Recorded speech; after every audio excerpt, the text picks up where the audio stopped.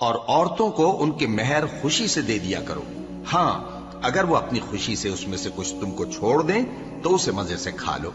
اور کم عقلوں کو ان کا مال جسے اللہ نے تم لوگوں کے لیے سبب معیشت بنایا ہے مت دو، ہاں اس میں سے ان کو کھلاتے اور پہناتے رہو اور ان سے معقول بات کہتے رہو، اور یتیموں کو بالغ ہونے تک کام کاج میں مصروف رکھو اور جانچتے رہو، پھر بالغ ہونے پر اگر ان میں عقل کی پختگی دیکھو تو ان کا مال ان کے حوالے کر دو، اور اس خوف سے کہ وہ بڑے ہو جائیں گے یعنی بڑے ہو کر تم سے اپنا مال واپس لے لیں گے، اس کو فضول خرچی اور جلدی میں نہ اڑا دینا۔ اور جو شخص آسودہ حال ہو اس کو ایسے مال سے قطعی طور پر پرہیز رکھنا چاہیے، اور جو ضرورت مند ہو وہ مناسب طور پر یعنی بقدر خدمت کچھ لے لے، اور جب ان کا مال ان کے حوالے کرنے لگو تو گواہ کر لیا کرو،